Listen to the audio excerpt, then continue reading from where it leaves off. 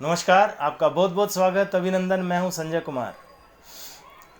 तिहाड़ में बंद दिल्ली के मुख्यमंत्री अरविंद केजरीवाल को आज सुप्रीम कोर्ट से एक बड़ा झटका लगा।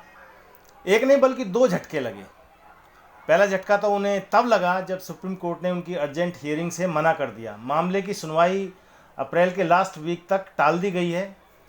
ये अपनी गिरफ्तारी को चैलेंज देने के लिए जिस तरह से हाई कोर्ट में गए थे और वहाँ इनको बता दिया गया था, ये समझा दिया गया था हाई कोर्ट द्वारा कि आपकी गिरफ्तारी पूरी तरह से वैध है, ईडी को पूरा अधिकार है उस तरह से ही कार्रवाई करने का जिस तरह से उसने की है, उसमें कुछ गलत नहीं है। इसी को चैलेंज देने के लिए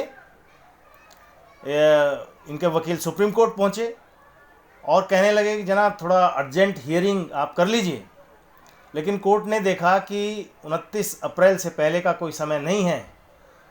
अब वो दलील देने लगे कि साहब सीटिंग सीएम हैं, तो कोर्ट ने उसी तरह से लिया इसको कि भाई न्यायालय के सामने तो चाहे सीएम हो चाहे आम आदमी हो, सबके लिए न्यायालय एक तरह से ही व्यवहार करता है। ये नहीं है कि आप सीएम हैं तो आपके लिए कुछ अलग तरह की व्यवस्था यहाँ पर कर दी जाएगी।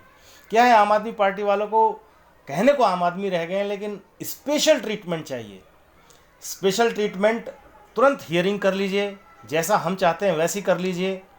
तो इस तरह का रवैया जो है आम आदमी पार्टी का रहा है और वही जो है वकील इनके कोर्ट में जाकर के कहते हैं। अब एक बात तो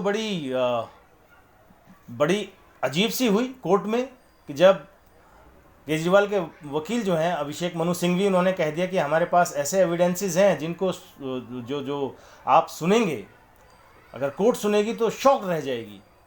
तो कोर्ट ने इतने पर भी कहा कि आपके पास जो भी आर्गुमेंट हैं वो नेक्स्ट हियरिंग तक संभाल कर आप रखिए, तब सुनेंगे।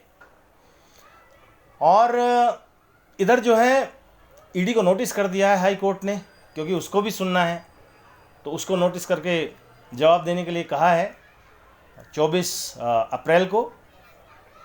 तो ये कुछ मामला, ये एक झटका जो है केजरीवाल को लगा है। 29 तारीख तक उनको अब जेल में ही रहना पड़ेगा। दूसरा केस है अमानतुल्लाह खान का, जो इनके सबसे क्या बहुत बहुत करीबी जो है वो इनके विधायक हैं। आपको याद ही होगा, इन पर भी आरोप है, मनी लॉन्ड्रिंग का केस इन पर भी ईडी ने चलाया हुआ है।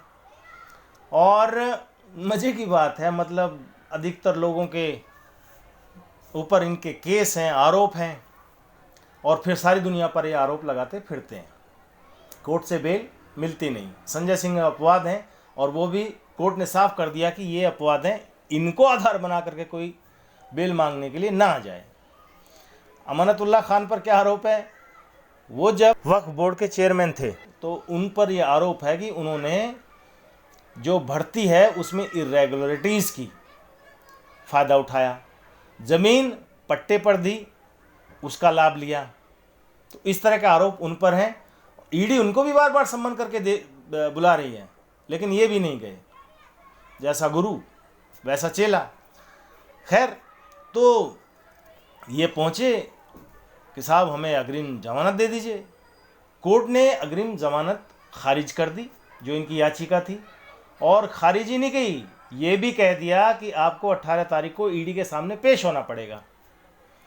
तो अब अमानतुल्लाह खान अगर ईडी के सामने पेश नहीं होते हैं तो ईडी के पास तो एक सफिशिएंट आधार है कि वो इनको गिरफ्तार कर सकें, और अगर पेश होते हैं और फिर अगर संतोषजनक जवाब नहीं देते हैं ईडी के सवालों के, तो फिर भी इनकी गिरफ्तारी के बहुत चांसेस हैं। तो इन पर भी एक तरह से गिरफ्तारी की तलवार लटकी हुई है।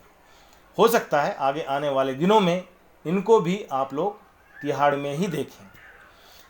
केजरीवाल अलग भागे भागे फिर रहे हैं। हालांकि जेल जाने से पहले उन्होंने कहा था कि मैं चाहे जेल के अंदर रहूं चाहे जेल के बाहर रहूं, मैं देश की सेवा करता रहूंगा। लेकिन अब जब से वो जेल में अंदर हैं तो परेशान हैं, किसी तरह से बाहर आने के लिए छटपटा रहे हैं, यहाँ वहाँ कोर्ट में दौड़ रहे हैं, रोज़ ही दौड़ लगा रहे हैं, राहत मिलती कहीं दिखाई नहीं दे रही है। इनके वकील थे, वही कहना था कि इनको जो है क्योंकि चुनाव का समय है, इनको ये सीटिंग सीएम है, अपनी पार्टी का प्रचार करना है, तो साहब जल्दी आप हियरिंग कर लीजिए, 18 की कर लीजिए। लेकिन कोर्ट ने साफ मना कर दिया कि नहीं, आपके जो भी आर्गूमेंट करने नेक्स्ट हियरिंग पर आप करेंगे, उससे पहले कुछ नहीं। हो सकता है कि नेक्स्ट हियरिंग पर बहुत गंभीर मंथन हो इस बात पर कि क्या केजरीवाल के जेल में रहते हुए सरकार चल सकती है, चलेगी तो कैसे चलेगी। क्या जेल में ही अब मंत्री जाएंगे चर्चा करने के लिए, क्या वहीं पर मीटिंग्स होगी, क्या वहीं पर पॉलिसी बनेगी और ख़ारिज होंगी, क्या वहीं पर सिग्नेचर्स होंगे, क्या अधिकारियों को वहीं पर जाना पड़ेगा, जेल मैनुअल्स का क्या होगा। तो इन सारी स्थिति परिस्थिति पर गंभीर विचार विमर्श उस दिन हो सकता है, और हो सकता है कि आने वाले दिनों में केजरीवाल के लिए बहुत मुश्किल हो जाए, बहुत परेशानी सामने आ जाए। कानून के इस तरह के मकड़ जाल में इन्होंने खुद को फंसा लिया है कि उससे बाहर निकलना मुश्किल हो रहा है। आगे आने वाली डेट पर क्या होगा ये देखने वाली बात होगी। आप क्या सोचते हैं, क्या होगा आने वाली डेट पर अरविंद केजरीवाल के साथ? क्या कोर्ट इनको राहत देगी या फिर इनको वापस जेल में ही रहना पड़ेगा? हमें कमेंट करके आप ज़रूर बताइए, आपके कमेंट्स का हमें इंतज़ार रहेगा। हमसे जुड़ने के लिए बहुत बहुत धन्यवाद, आपका आभार। फिर जल्द मिलते हैं, तब तक के लिए इजाज़त दीजिए। नमस्कार, जय हिंद, वंदे मातरम।